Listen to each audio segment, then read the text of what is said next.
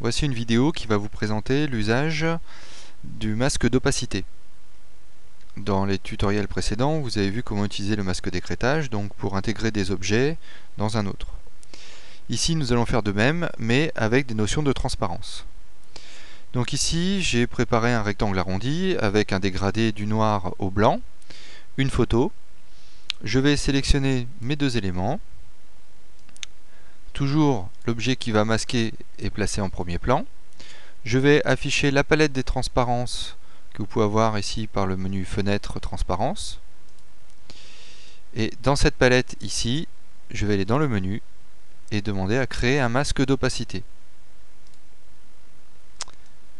Voilà, donc pour ceux qui sont habitués à Photoshop, vous avez le même principe, ça fonctionne comme un masque de fusion de Photoshop, c'est-à-dire qu'ici, nous avons le masque qui se place à côté de la vignette ici de ma photo.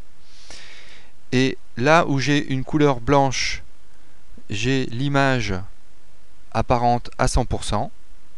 Et là où c'est noir, un noir complet, 100%, ici l'image est transparente. Et je perds complètement l'opacité. Donc l'opacité est traduite par les niveaux de gris. Donc plus je vais vers le noir, plus l'image est transparente.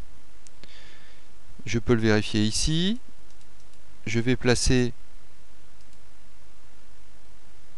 ici une étoile que j'ai mis en arrière-plan de mon masque. Et je vois ici que plus je vais vers la droite, plus mon étoile est apparente. Si je la déplace ici, là je vois mon étoile en entier et l'image qui est en transparence.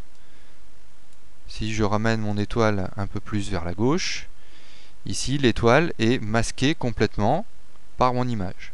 Donc on voit bien que ici j'ai une transparence, une opacité qui agit en même temps que le dégradé. Donc ici je vais resélectionner ici mon masque et je peux bien évidemment modifier ici les objets du masque. Donc ici là j'ai la photo dans mon masque, donc je peux la déplacer, la modifier. Si je clique ici, vous voyez que c'est encadré en noir. Donc là en fait j'ai le masque qui est sélectionné. Si on affiche la palette des calques, on peut remarquer ici qu'on est dans le masque d'opacité. On peut sélectionner le tracé et éventuellement venir modifier le dégradé à l'intérieur de cet objet. Donc ici, vous voyez, je modifie le dégradé. Donc ici, mon masque d'opacité agit en fonction. Je peux demander à inverser. Donc ça inverse l'effet du masque. Ici, l'écrêtage, donc c'est pour que le masque agisse à la fois comme un masque d'écrêtage et un masque d'opacité. Et si je décoche ici l'écrêtage, ça n'agit uniquement comme un masque d'opacité.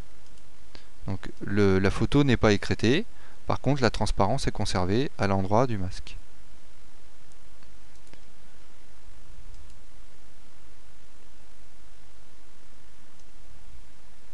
Voilà l'usage du masque d'opacité.